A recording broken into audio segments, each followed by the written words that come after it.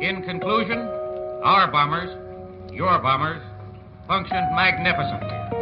The crews operated them with consummate skill and conspicuous bravery. The B-25 was selected for this mission because it was the best airplane in America for the particular job. That means the best in the world. Probably not started. They may start slowly now. Past wars have been won on the battlefields.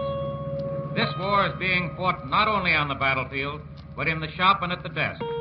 That country, or those countries, that can produce and man the greatest number of the best warplanes the quickest will win. And remember, it doesn't make a bit of difference whether you're in the cockpit of an airplane or at the bench. If you do your job the best you can, your contribution toward the winning of the war is the same.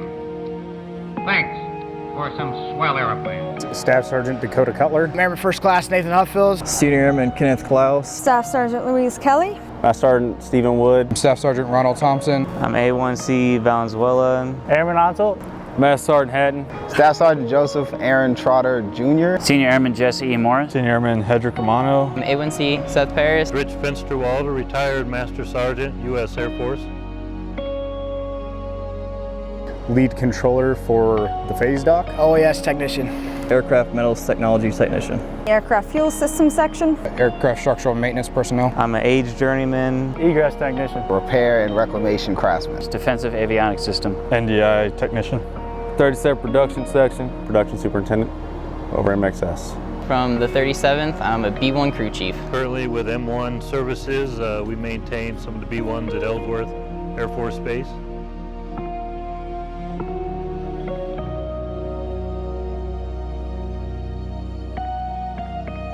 We're definitely needed in the world.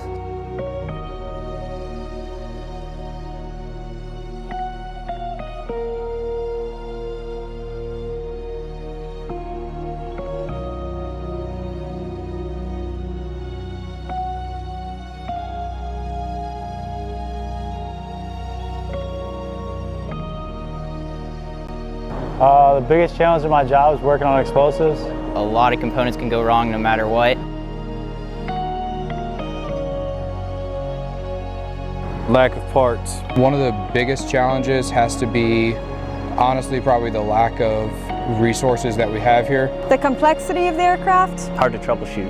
It's never the same thing. When a plane needs inspections or maintenance done, it's never the same thing that fixes it twice, usually. The weather plays a factor into everything. Doing it in the cold. The weather is probably the biggest change I've ever really been through in the Air Force so far. Just fighting the elements alone is something that you also won't find at other bases.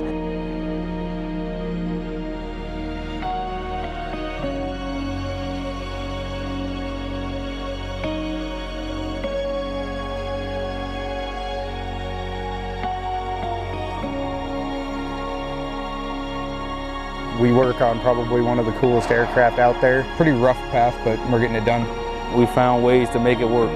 Just really enjoy working on airplanes and helping out the young airmen. Before the jet takes off, like that last bit of maintenance that needed to be done and knowing that you're the reason they got off the ground, that's a good feeling. Resiliency that we have out here on the flight line, the ability to get this aircraft in the air and throughout the conditions, something to be seen really is amazing. I'm looking forward to pursuing my career here at Ellsworth. Let's keep doing it.